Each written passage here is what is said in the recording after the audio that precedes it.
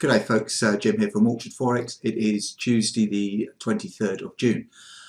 Well, everything that could go wrong did go wrong yesterday, and after beginning the week on a downbeat note, risk sentiment improved through the session, sending stocks higher and the US dollar lower. Both pretty much the opposite of what I had expected at the beginning of the day. This came about largely because of hopes of ongoing government bailouts to kick-start the global economy, while at the same time hoping to contain a second wave of the ongoing pandemic. It all seems rather tenuous to me, and gold traders certainly thought so too, with safe haven demand pushing it back to a 7-year high, and with further gains looking possible, I think. Oil also continued to march higher, and we'll take a look at that in a second.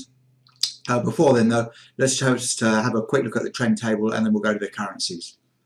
So here we are with the trend table, and it's a bit of a turnaround as far as the dollar is concerned. Yesterday we had the euro looking pretty heavy, sitting on that trend support line. Now the short-term indicators actually look as though we could push higher.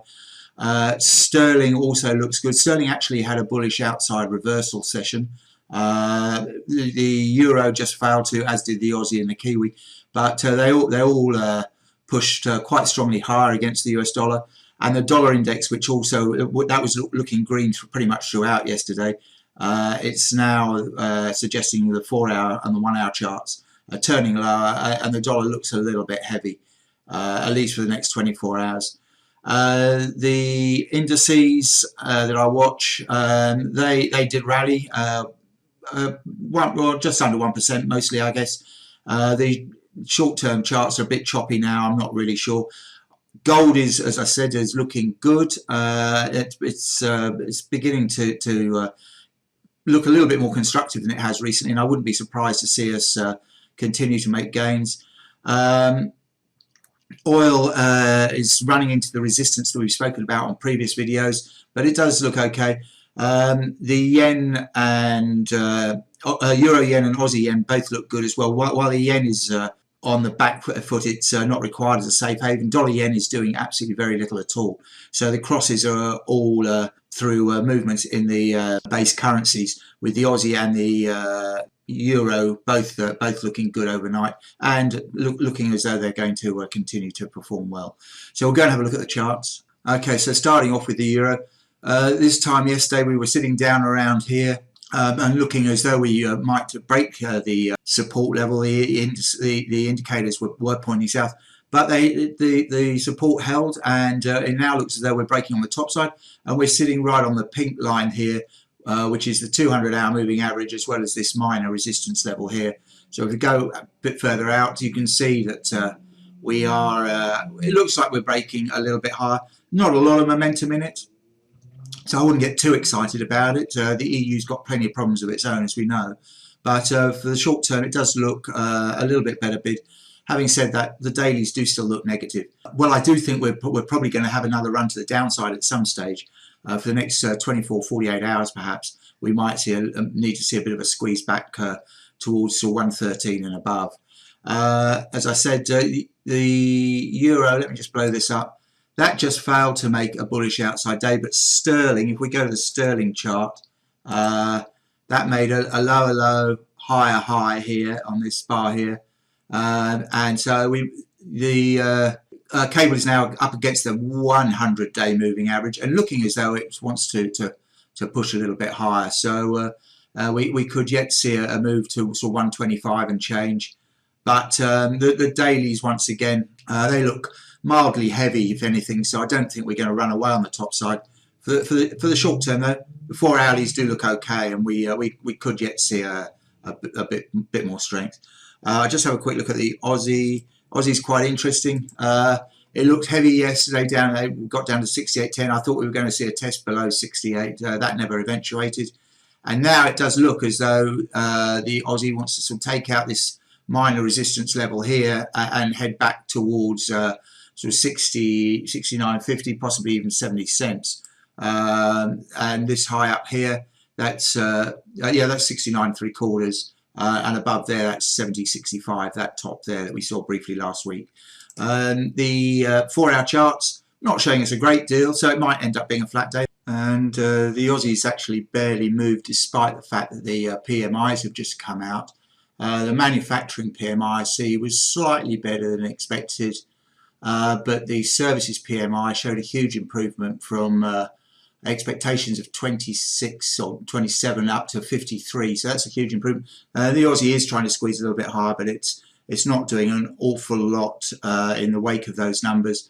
And the dailies, as I say, still point low. They might be trying to turn and base out to turn higher, but we'll have to wait and see on that one. But in the meantime, it could end up being a bit of a flat session. Having said that, the weeklies still look positive.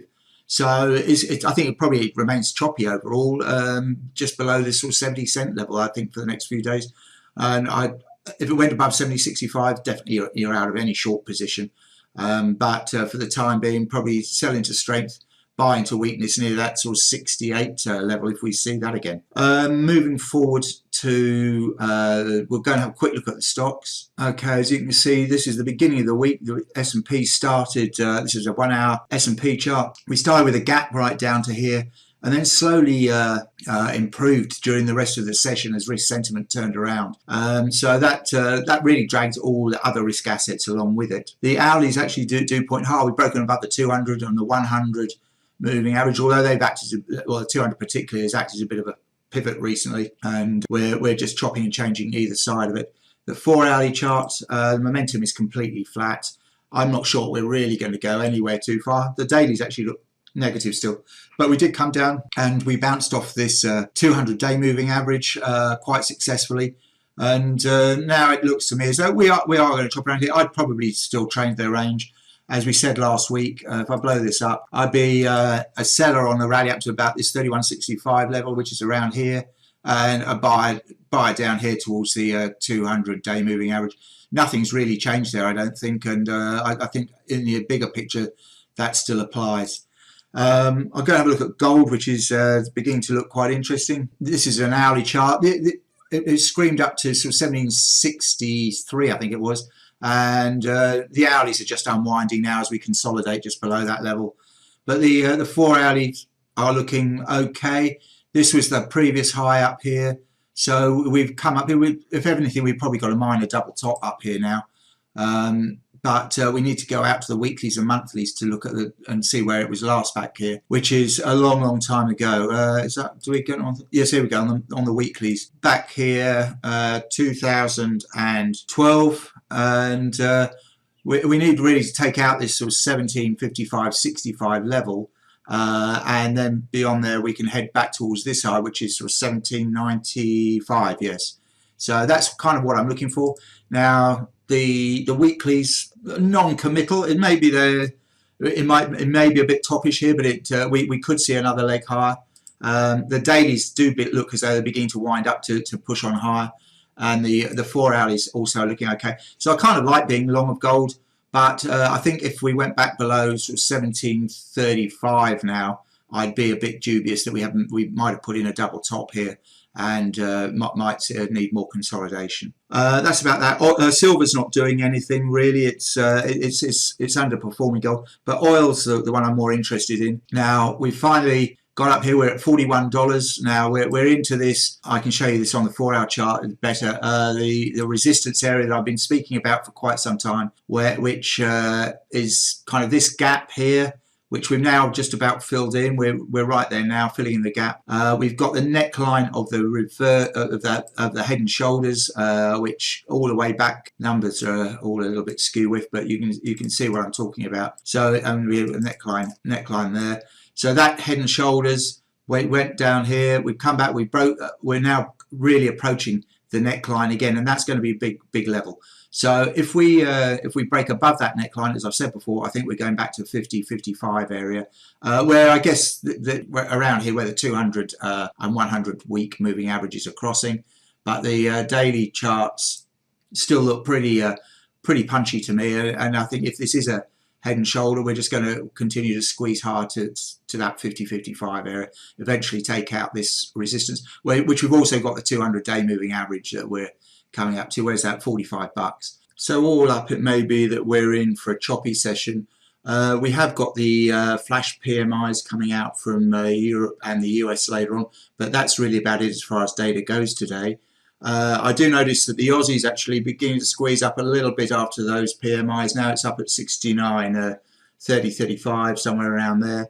So the Aussie is moving a little bit higher, but it's not really got much momentum behind it at the moment. And the EU and US PMIs might be much the same, and as we wait really for the main data of the week, which will be the US GDP annualized, which comes out on Thursday. So until then, it could well be that we chop around. There's absolutely nothing out on Wednesday at all.